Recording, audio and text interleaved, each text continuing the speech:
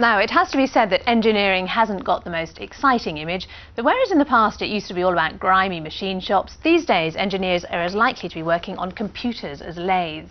Yet despite the changes, there's still a shortage of young people choosing to go into the industry when they leave school. Well, one West Yorkshire firm's tackling the problem by getting teenagers to race model cars in an attempt to prove that engineering can be exciting. And as Anna Cross has been finding out, the scheme's now got government backing.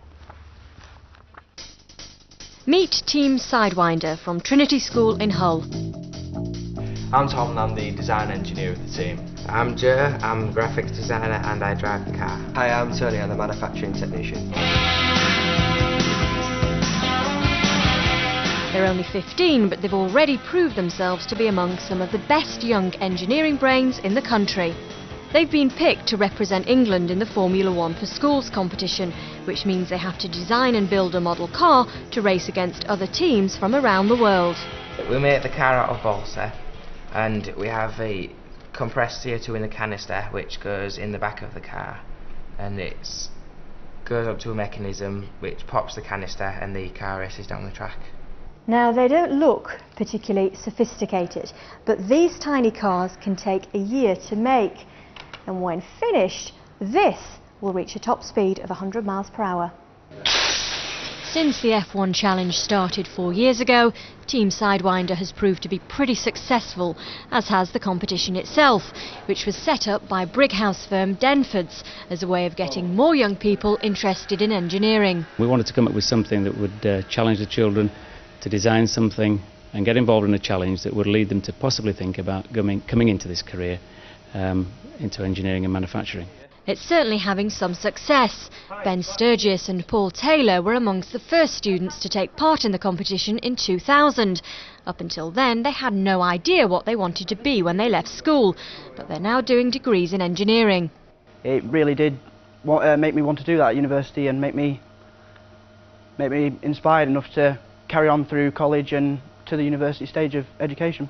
Didn't really have a preference what I wanted to do at college, but that enticed me to do physics and then carry that on into automotive engineering at uni. Now, the government has been so impressed with what's been achieved over the past 4 years that it's now giving its financial backing to the competition, and it's all part of the DTI's drive to get more young people involved in engineering.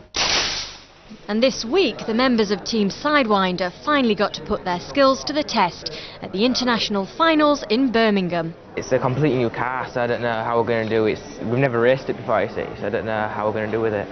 There's a worldwide shortage of engineers, that's why the competition, which also has the backing of Jaguar and BAE Systems, extends as far afield as Australia and South Africa. It empowers the interests of science, engineering, technology, and those are the most boring subjects. So in this competition, it actually empowers you to acknowledge them, and it gives you a lead in your future careers. Some of the countries haven't got as good machinery as we have, so they've had to design a simpler car, but they've been just as good and just as effective. Oh, it was a great experience. We got able to interact with other countries and other teams and learn more about the technology. Unfortunately, the Sidewinder car wasn't quite quick enough out of the grid. In the end, the United States took the checkered flag. But it's not deterred the boys from Hull. They all want to go into engineering when they leave school next year.